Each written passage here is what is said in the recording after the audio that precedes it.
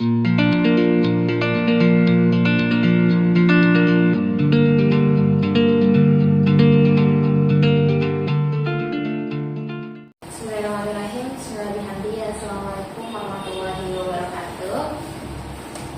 Pertemuan pertama ini pada mata kuliah evaluasi pembelajaran PAI, di mana mata kuliah evaluasi pelajaran PAI ini merupakan salah satu mata kuliah wajib ya di program sarjana PAI semester 4. Oke, kita langsung saja untuk mengefisienkan waktu evaluasi pembelajaran PAI. Kita buka dengan beberapa deskripsi mata kuliah, di mana deskripsi mata kuliah ini juga sudah saya jelaskan, sudah saya uraikan di dalam RPS yang nantinya akan saya kirimkan ke grup ya. Nah, ada beberapa materi mata kuliah yang akan kita bahas nanti untuk kedepannya. Ada 14 ya. Yang pertama itu yaitu konsep evaluasi, penilaian dan pengukuran. Yang dimana untuk materi pertama ini akan saya jelaskan terlebih dahulu. Dan materi-materi selanjutnya nanti Dede bisa buat kelompok untuk dipresentasikan secara berkelompok, dibuat artikel atau makalamnya seperti itu. Nanti untuk pembagian kelompoknya saya serahkan kepada Dede semua. Nah, kita langsung saja ya, untuk menghabiskan waktu, kita langsung bahas bagaimana sih konsep tentang evaluasi, penilaian, dan pengukuran itu sendiri. Sebelumnya ada 2 pertanyaan di sini. Apa yang disebut dengan pengukuran, penilaian, dan evaluasi, dan kemudian apa perbedaan antara ketiganya? Kita langsung saja. Nah, di sini kita melakukan pengukuran ya, maksudnya pembahasan tentang pengukuran.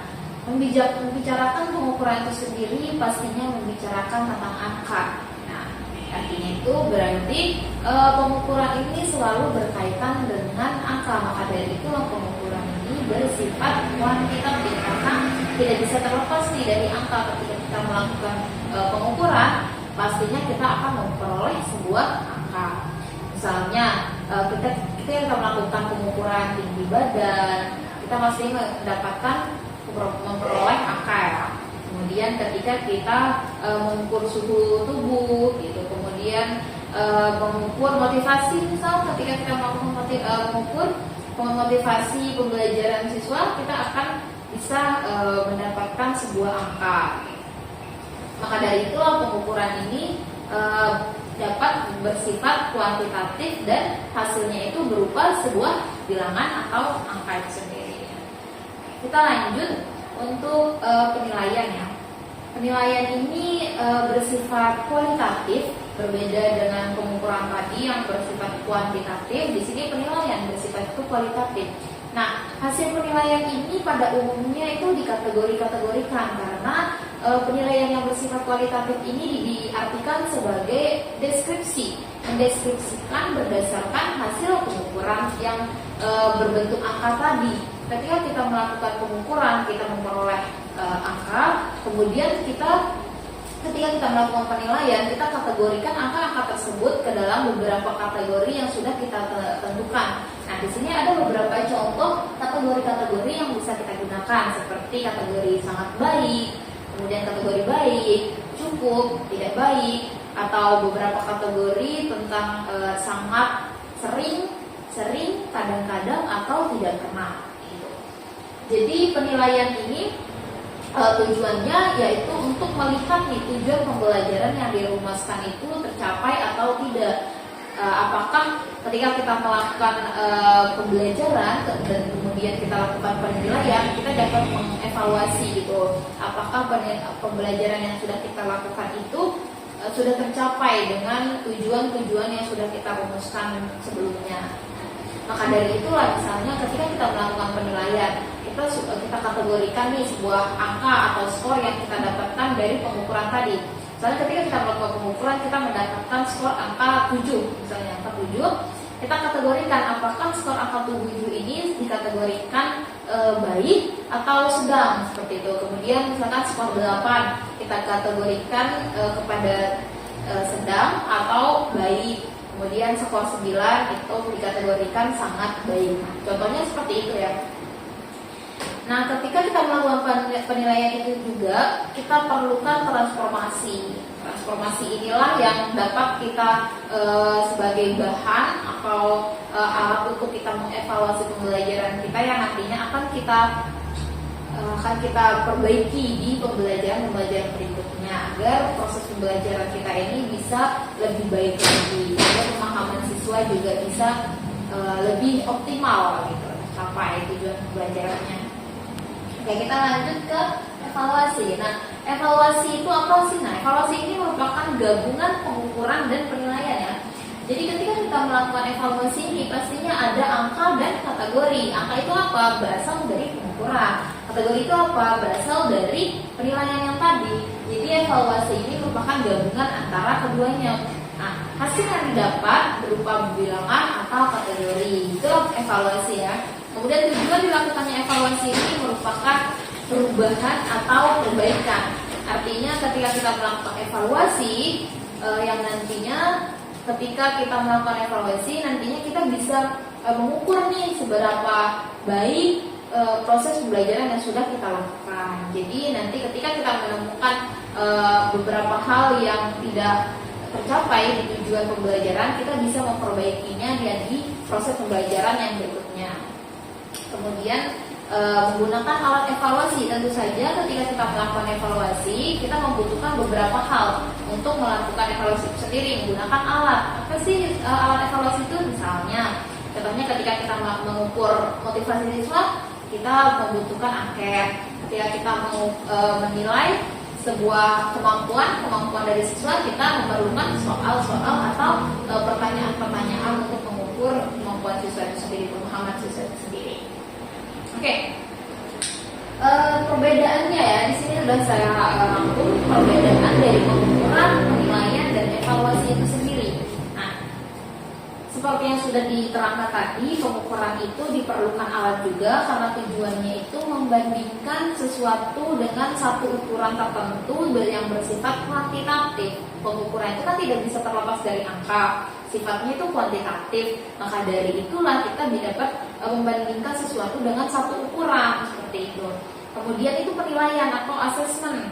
Nah, penilaian ini mengambil keputusan terhadap sesuatu dengan ukuran baik maupun buruk. Penilaian sendiri yang bersifat kualitatif seperti yang tadi dijelaskan bahwa penilaian itu sendiri merupakan deskripsi dari scores atau dari pengukuran tadi kita deskripsikan, kita masukkan ke dalam kategori-kategori yang sudah kita tentukan.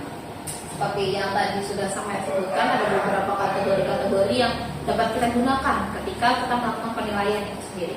Nah, evaluasi ini yaitu gabungan dari penilaian dan pengukuran. Nah, pengukuran, penilaian, dan evaluasi ini merupakan kegiatan yang bersifat hierarki. Kemudian sedangkan tes itu juga sering kita dengar ya, sering kita lakukan di dalam kelas ketika melakukan evaluasi itu sendiri. Tes ini apa sih? Tes ini merupakan alat ukur. Nah, tes inilah yang menjadi alat ukur atau alat evaluasi yang digunakan ketika melakukan evaluasi pembelajaran itu sendiri. Contohnya nih, ketika kita mengukur motivasi, tesnya itu menggunakan angket seperti yang sudah saya jelaskan tadi ketika melakukan pengukuran. Kemudian ketika melakukan mengukur kemampuan atau menilai kemampuan siswa, kita menggunakan tesnya itu soal. Jadi hal-hal yang seperti itu menjadi sebuah alat untuk melakukan evaluasi pembelajaran. Tujuan evaluasinya apa sih? Tadi sudah saya sebutkan di sebelumnya bahwa tujuan evaluasi ini memberikan perbaikan ketika melakukan proses pembelajaran itu sendiri.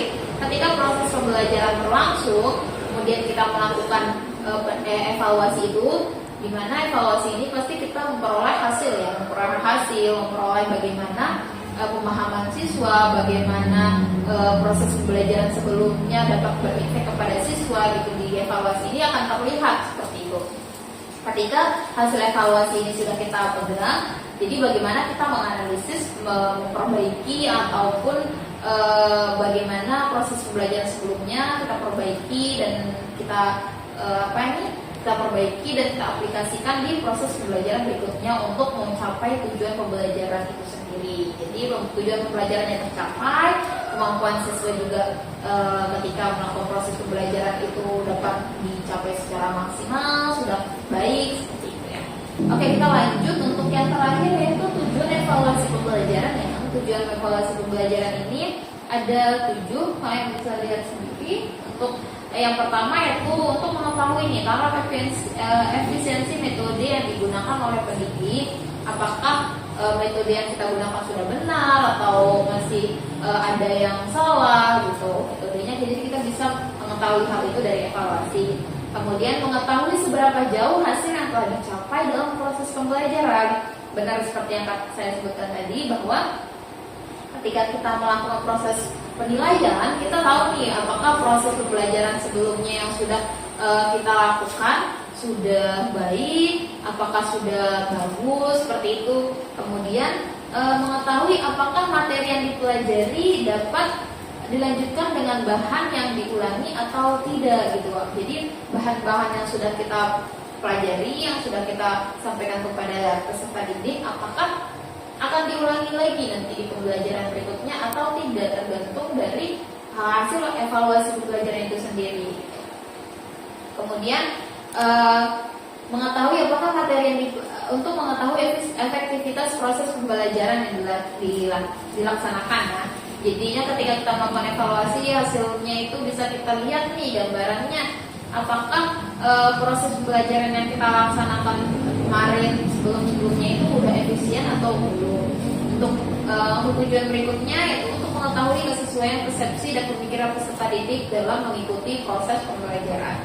Jadi ketika kita melakukan evaluasi, biasanya kita mengantongi kemampuan atau persepsi setiap peserta didik. Jadi ketika kita sudah melakukan evaluasi itu sendiri, di pertemuan berikutnya kita dapat menyamaratakan, menyatukan persepsi siswa agar persepsi siswa ini tidak beda-beda terhadap suatu materi.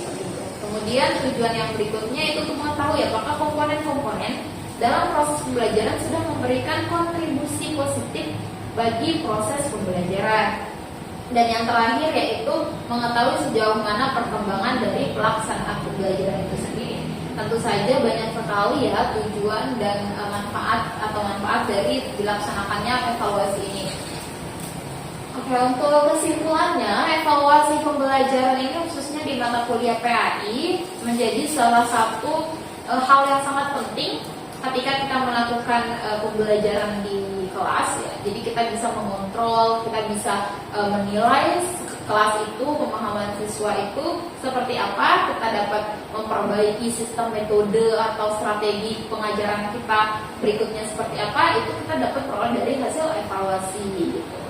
Jadi sangat penting ya evaluasi itu. Oke. Kemudian untuk materi-materi selanjutnya, materi kedua sampai ke 14, saya mohon untuk adik-adik semua bagi ya kelompoknya, kemudian dipresentasikan ke depan. Mungkin itu saja yang saya sampaikan untuk pertemuan kali ini. Terima kasih atas perhatiannya. Wassalamualaikum warahmatullahi wabarakatuh.